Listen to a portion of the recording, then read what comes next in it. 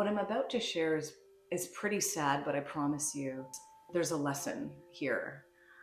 When I was a little girl, my father wasn't feeling well. He was vomiting in the washroom, and for the first time, I got so emotional. And I asked my mom, "Is dad gonna die?" And she laughed it off. She brought my father in and said, like, "Listen to what your daughter's saying. Of course I'm not gonna die," my dad said. And then the next morning, when I woke up, my father was dead. He died of a heart attack at 38 years old. I was only 6. Fast forward 14 years ago, my husband and I we were trying to start a family, have a baby. I was pregnant, and it was very exciting. Pregnancy was causing a lot of pain on my left side, and I was researching online what it could be, and something came up as it's called an ectopic pregnancy, and there's no good outcome for the baby in that example. And it could be quite dangerous for the mother. My family doctor, I love my family doctor, such a good man, and he genuinely believed that everything was okay. But to be safe, he sent me for an ultrasound. During that ultrasound, I expressed to the technician that I was kind of worried that it was an ectopic pregnancy. And lovely lady, she said, "If I see an ectopic pregnancy, I don't actually send you home, I send you to the hospital." And then she sent me home. The next day, I found myself in the emergency room having emergency surgery for an ectopic pregnancy. So for my husband and I, that was a really tough experience.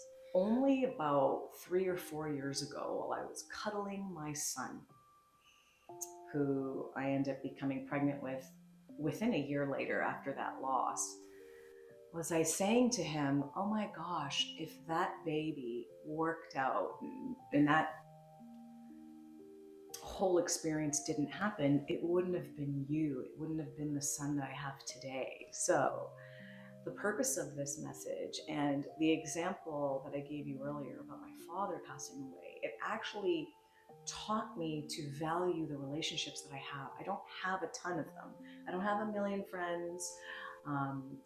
My life's not filled with like tons of exciting things on the weekend, but I can tell you the relationships that I do have are so fantastic and amazing, and the quality of the marriage that I have with my husband, even after 23 years of being together, my husband and I still are excited to hang out. We laugh every day, very affectionate. It's actually a really beautiful marriage.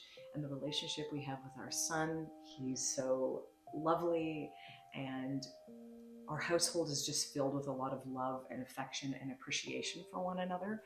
The true value and the important things in our lives are not the material possessions that we've gained over time, but it is the relationship and the connection that we have with each other. Sometimes people don't understand the importance of those relationships without going through loss or suffering, and I don't ever wish that on anyone. And I've come to a place now where I don't need challenges to learn. I actually learn from being inspired and the eagerness to grow and evolve as a person.